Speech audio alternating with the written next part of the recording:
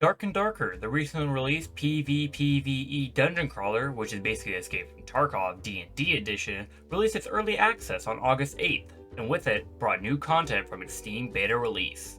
In this video, I'll be reviewing and giving my thoughts on the game, which I hope in the end will help you determine whether or not you want to buy it. So let's ask the question, is Dark and Darker worth it? The game is now available on Dark and Darker's website, which there's a link below to where you can buy it for $35. But fuck it. I bought it because I want to play with a bard named Beetleborf. Once you buy the game, you have to make a character, obviously. And there are 7 characters, each fitting a different playstyle that everyone can enjoy. If you want to be strong and tanky, play a barbarian or fighter. Want to play light and quick? Rogue or ranger.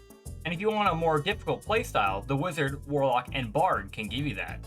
Once you've picked your character, you're thrown into the main menu, which has a banger-ass soundtrack to it.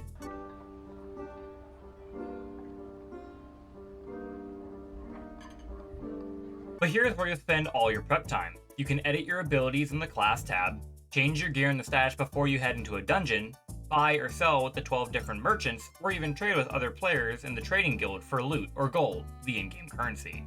You will immediately start with gear or a kit every time you die. This is to ensure that you have some way of fighting once you get into the match. No, this does not cost any gold, and no, you cannot sell the starting gear for any gold. And this main menu has one of the worst, best things I think any extraction shooter has ever had. The Gathering Hall. The good is that the Gathering Hall is a place where you can chat with other players and join teams in less than a minute. The bad is that 99% of the chat is spam and you never get to look at it. There are currently 3 maps in the game. The Goblin Caves, a solo-only dungeon, the Ruins, a solo and duo-only, and the Howling Crypts, a solo, duo, and trio dungeon. And then there's the high roller versions of these dungeons, which require a fee of 50 gold to play, which are basically just way more difficult versions of their counterparts with way better loot. Once you're ready for any of those dungeons, click start if you're by yourself, or ready if you're in a team, and you'll be thrown into a match. The match will always start in a pre-game waiting lobby with both you and your team, along with all the other players that you'll be going up against. Which is cool because the open voice chat allows you to talk to other players, but most times the pre-game lobby will either turn into a shouting fest or a free-for-all boxing match until the game starts. The atmosphere of Dark and Darker is dark. There's no background music and no ambient noise, only the sounds of the enemies around you and your own actions. This gives a sense of paranoia and dread to the player and adds to the character of the game. The core gameplay is janky. Hitboxes are a little weird, movement is done in straight or strafing lines, the melee PvP combat is basically turn-based, and projectiles, both physical or magical, sometimes will look like they just phase through an enemy.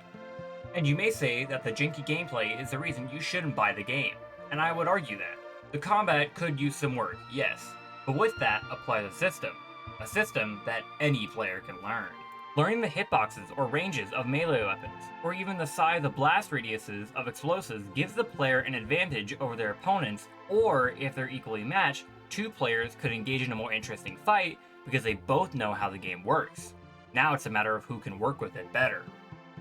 With 7 characters, 3 maps, a multitude of items, and proximity chat, Dark and Darker can be a very fun game. Paired with its difficulty, the feeling of escaping or defeating another player or team becomes so much better. And with more on the way, like the skill tree and more maps, I have high hopes for the game. In its current state, I would rate the game a solid 7 out of 10 due to its replayability and increased entertainment when playing with friends. Although I cannot say what lies in the future for Dark and Darker, I would recommend it to those wanting a more difficult fantasy extraction game. And if this summary/review wasn't enough, I'll be posting more Dark and Darker content, so you can see more of the game here. That's the end of this video. Have a good day.